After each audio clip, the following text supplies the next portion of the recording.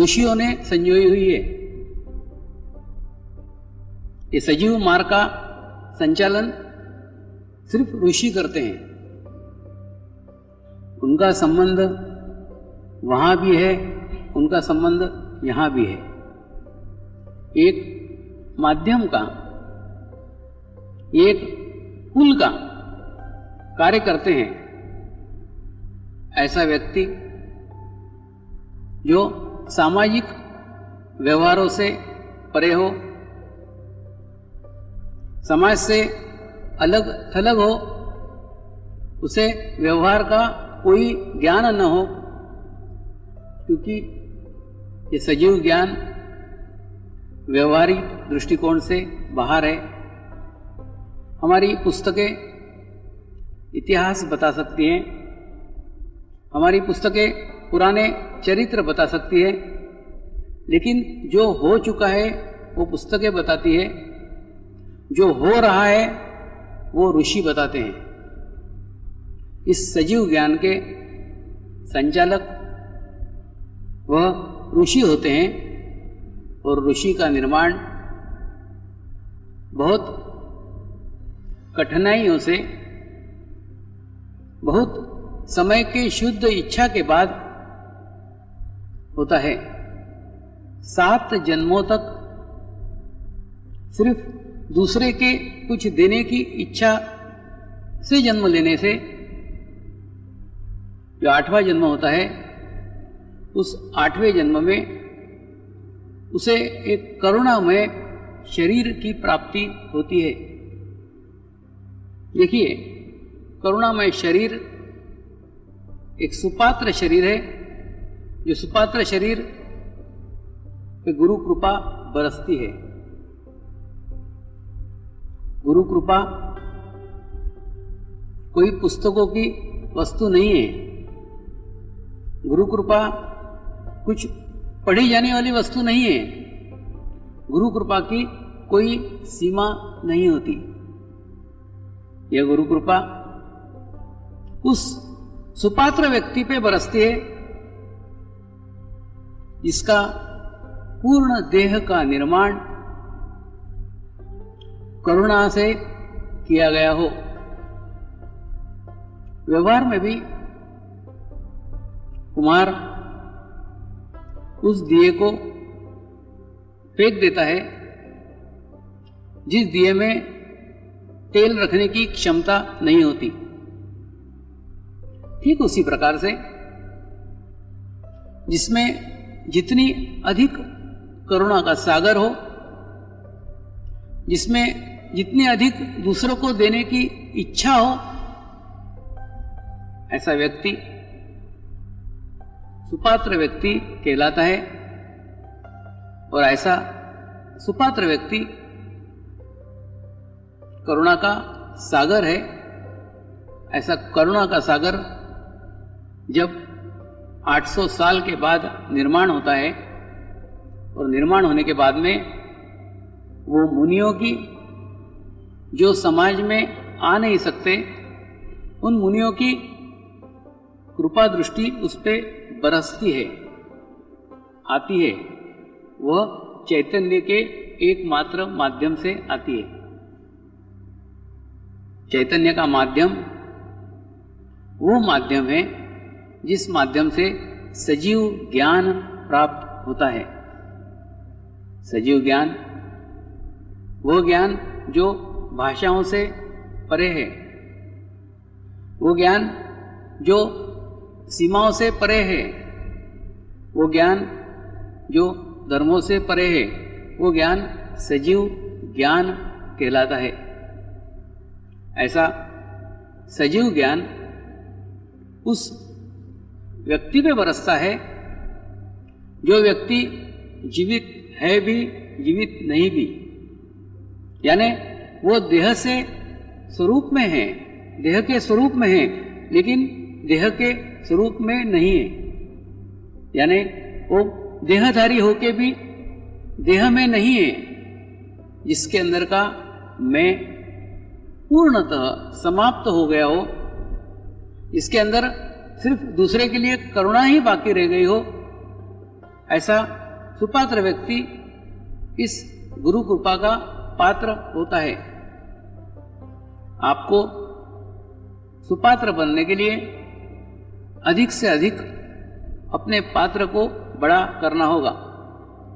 आपका पात्र आपके दूसरे की कार्य करने की इच्छा से, दूसरों को मदद करने की इच्छा से जितना विकसित होगा, उतने ही आपकी पात्र की क्षमता बढ़ती जाएगी और आप जितना दूसरों को देते जाएंगे, उतना ही आपके पात्र का विस्तार क्षण प्रति क्षण बढ़ते जाएगा, दिन प्रतिदिन बढ़ते जाएगा और एक करुणामय सागर का निर्माण उस सुपात्र में हो सकता है।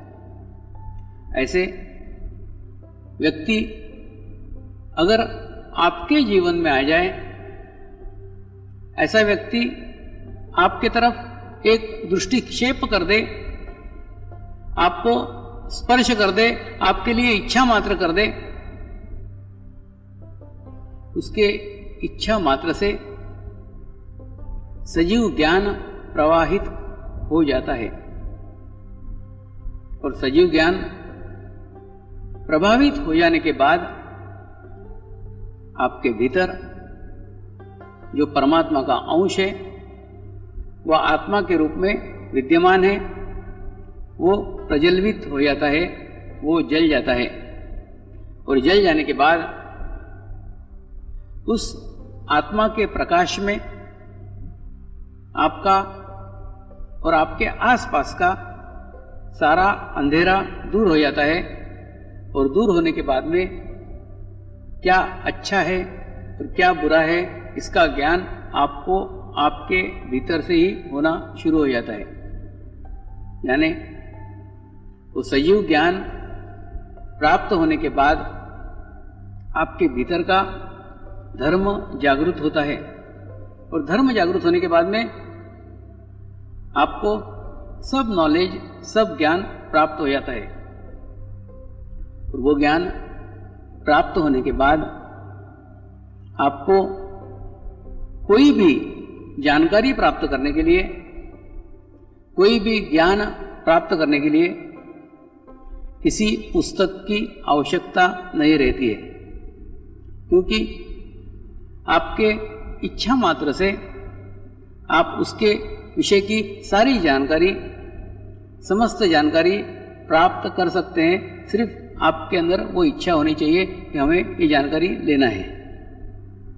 ऐसी इच्छा करने मात्र से ही आपको सब जानकारी प्राप्त हो सकती है।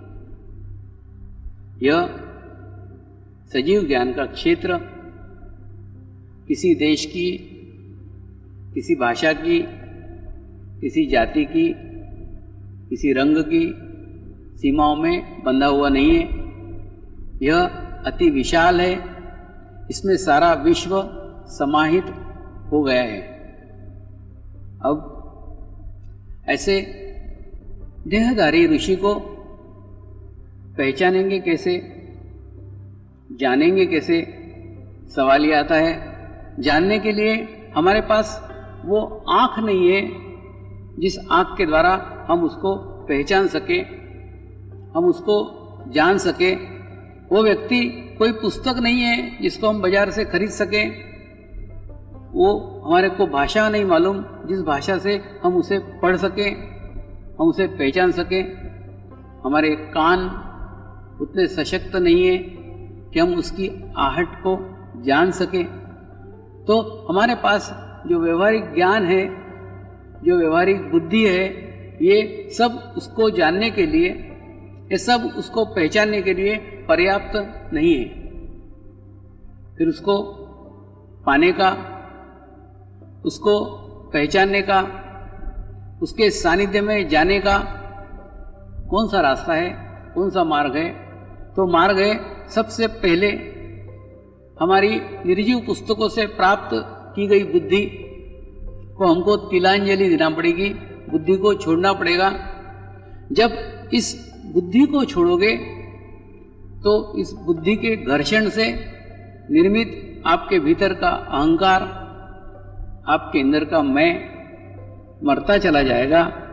और जैसे ही आपके अंदर का मैं मरता चला जाएगा, धीरे धीरे आपके भीतर का सजीव ज्ञान का स्रोत उगता चला जाएगा। एक म्यान में दो तलवारें कभी नहीं रह सकती। ठीक उसी प्रकार से व्यवहारिक ज्ञान से, व्यवहारिक बुद्धि से इस सजीव ज्ञान की प्राप्ति कभी हो ही नहीं सकती। ये दो चीजें एक साथ कभी नहीं हो सकती। सर्वप्रथम उसे छोड़ना होगा। जब आप छोड़ेंगे तो आप महसूस करेंगे कि सजीव ज्ञान का उदय धीरे धीरे होने लग गया है।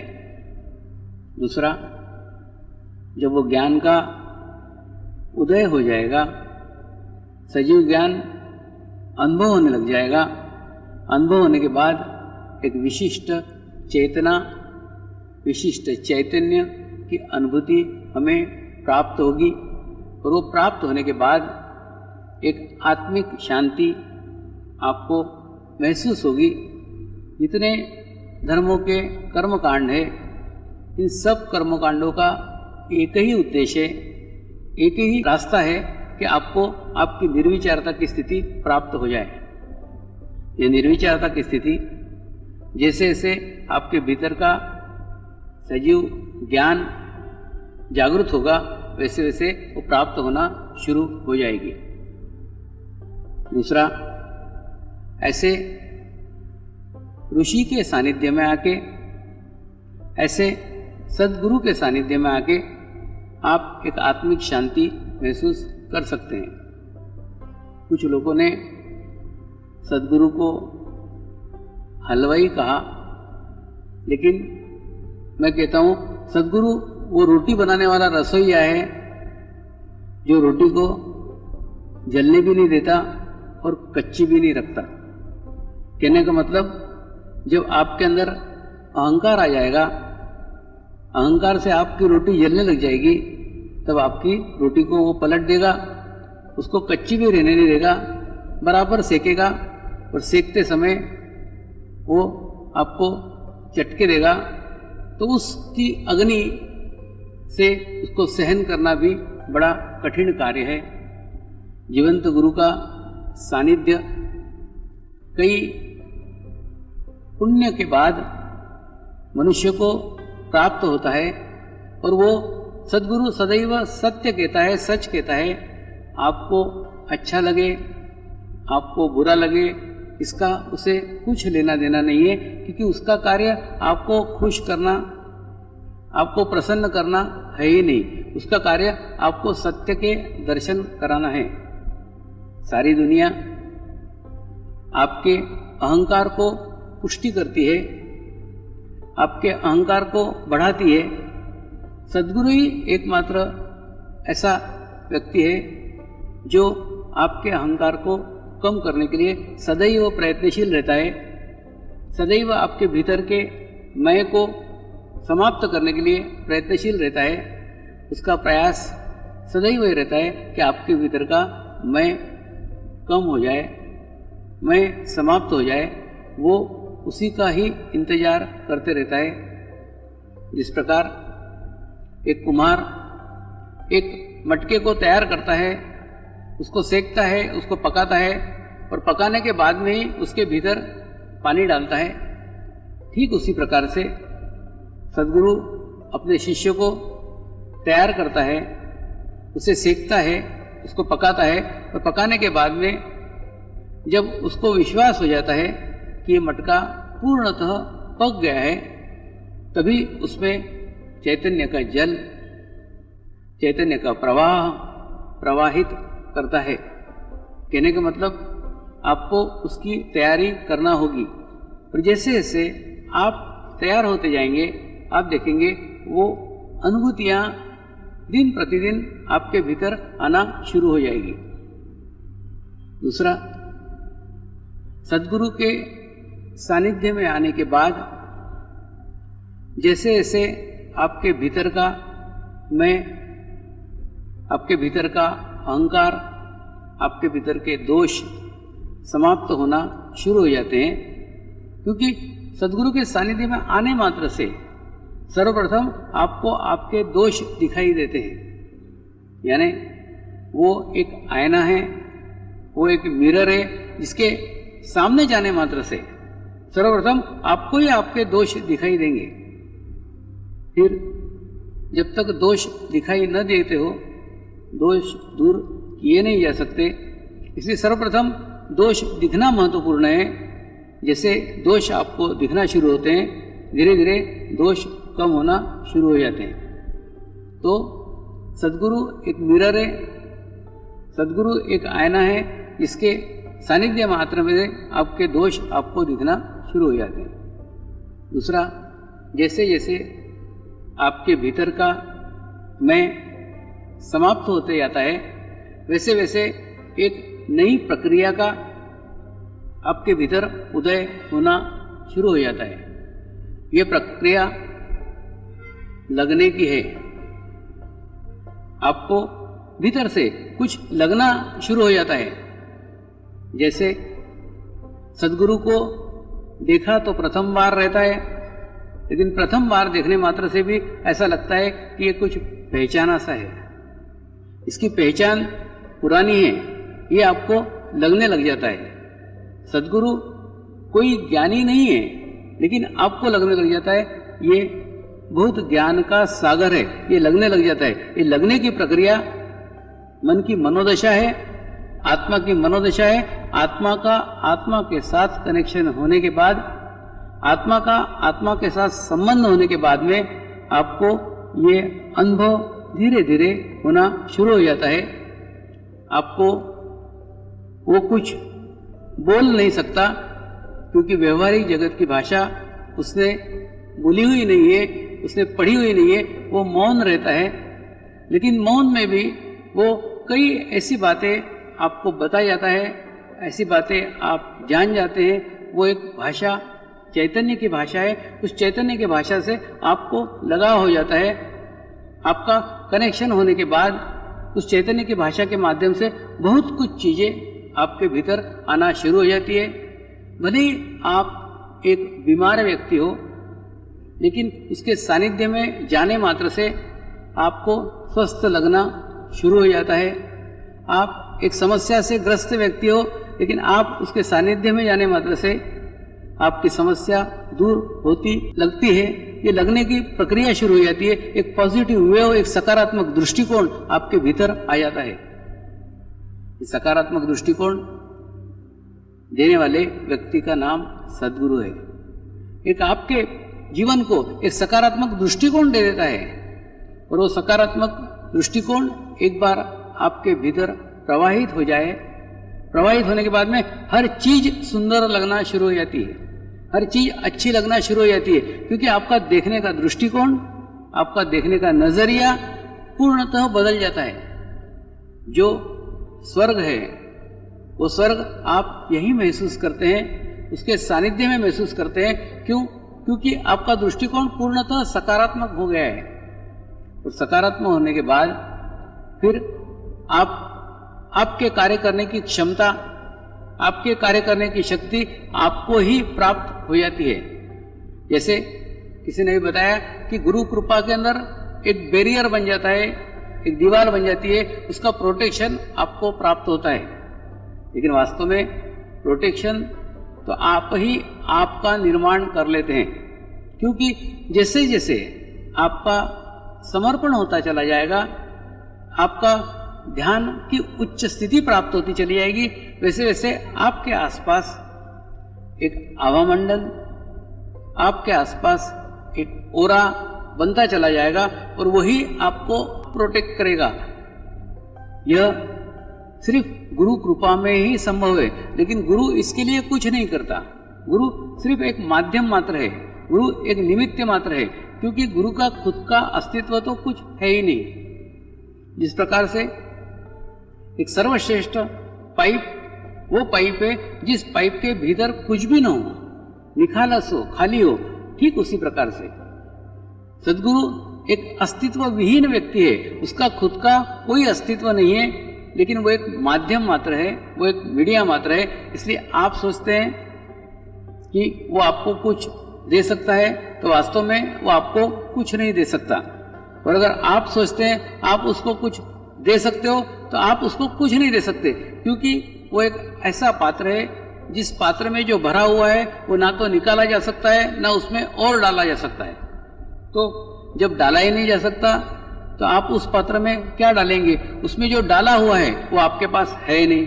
दूसरा, आप निकालेंगे क्या? क्योंकि उसके अंदर का स्रोत जारी है, उसमें से निकलने के बाद में भी वो उतना का उतना रहता है। उसको आप अक्षय पात्र कह सकते हैं। इसलिए गुरु एक अस्तित्व विहीन व्यक्ति है जो एक निखालस माध्यम है, विश्व चेतना का माध्यम मात्र है। उसके माध्यम से आप प्राप्त कर सकते हैं, लेकिन वहां पे आप समर्पण दे सकते हैं और चैतन्य ले सकते हैं। यहाँ एक यही व्यवहार संभव है, बाकी सारे व्यवहार आपके मनोदशा के अनुसार है।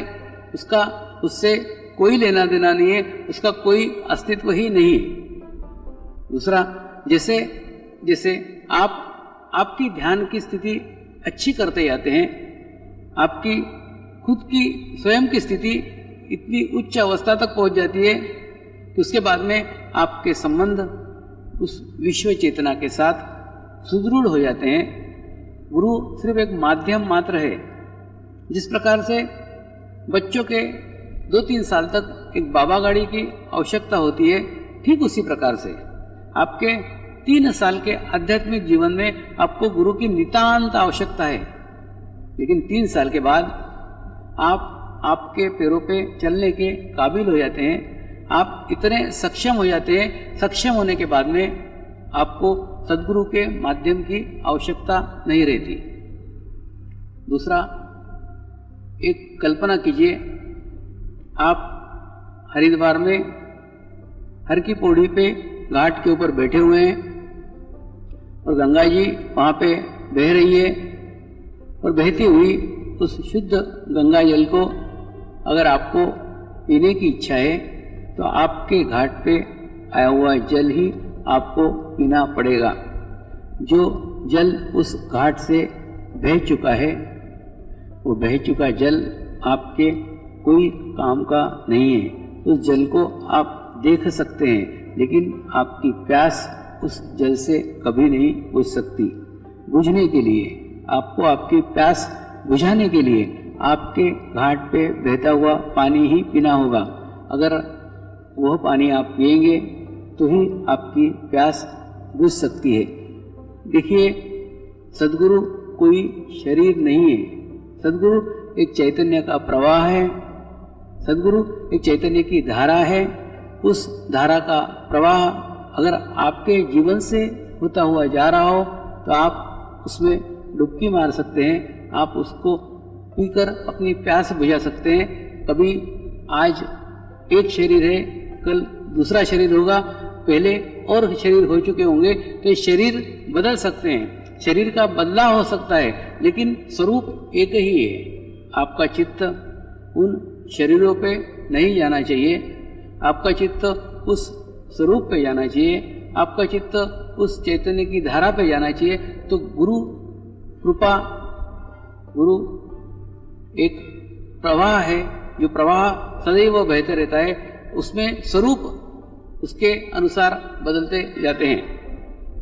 दूसरा, गुरु के बारे में यहाँ विषय में बात हो रही थी, तो गुरु यानी आपका आत्मा, आपके आत्मा को जो जागरूक कर दे, आपके गुरु को जो जागरूक कर दे, वो सद्गुरु है। सद्गुरु का कार्य आपके आत्मा को आपका गुरु करना है। लेकिन धीरे धीरे जब आपके भीतर का गुरु जागृत हो जाए, आपके भीतर की आत्मा जागृत हो जाए, आत्मा जागृत होने के बाद में वो इतनी सशक्त हो जाती है कि सशक्त होने के बाद में उस आत्मा का पूर्ण नियंत्रण आपके ऊपर हो जाता है। फिर आपके हाथ से कोई गलत कार्य हो ही नहीं सकता। इसीलिए क्या करना चाहिए, क्या नहीं करना चाहिए, उधर ध्यान न देते हुए आप आपके आत्मा को सशक्त करो, आपके आत्मा को आपका गुरु बनाओ, और गुरु बनाने के बाद में आप महसूस करेंगे, आपके भीतर से आपकी आत्मा आपको गाइडेंस करेगी, आपकी आत्मा आपको बताएगी, आपकी आत्मा आपको बोलेगी, और वो जो कुछ बोले वो नहीं, परमात्मा की विश्व चेतना, परमेश्वर की शक्ति बोल रही है, ऐसा सुन करके उसको आप उसके मार्गदर्शन में कार्य करेंगे कि जीवन में कभी कोई समस्या, जीवन में कभी कोई प्रॉब्लम बिल्कुल नहीं आएगी। तो इसलिए सद्गुरु उस विश्व चेतना का माध्यम मात्र है। वो माध्यम अगर आपके जीवन में आपको मिल जाए तो आप उस माध्यम से अपनी विश्व चेतना को प्रज्वलित कर सकते हैं, अपनी विश्व चेतना के साथ विश्व की विश्व चेतना को जोड़ सकते हैं, और जितना विश्व चेतना में आप जुड़ते जाएंगे आपकी आध्यात्मिक उन्नति होती चली जाएगी। दूसरा कि मोक्ष यह एक वह सुअवसर है जिस अवसर का लाभ अगर आप सकारात्मक रूप में हो, उस समय अगर आप निर्विचारता की स्थिति में हो, उस समय आपकी कोई कामना न रह गई हो, उस समय आपकी कोई इच्छा न रह गई हो, उस समय अगर आपका कोई बैर न रह गया हो, ऐसी शून्य की अवस्था में अगर आप मृत्यु का वर्ण करते हैं तो सीधे मोक्ष को जाते हैं। मोक्ष गुरु दे नहीं सकता, गुरु मोक्ष का मार्ग बता सकता है, लेकिन मोक्ष का मार्ग आपको ही आपका पाना होगा। निरंतर सदैव अगर आप ध्यान में रहते हैं, सदैव अगर आप मेडिटेशंस में रहते हैं, तो एक निर्विचारता की स्थिति आपको सदैव प्राप्त होती है, और उस स्थिति में जब आप मृत्यु को प्राप्त होते हैं तो आपको मोक्ष प्राप्त होता है। अभी एक प्रश्न मुझे लोगों ने पूछा है कि आप बता रहे हैं कि ध्यान के लिए ध्यान सर्वोच्च है, तो फिर इन मंदिरों की आवश्यकता क्या है, इन मंदिरों का क्या करें, ऐसा प्रश्न मुझे पूछा गया है।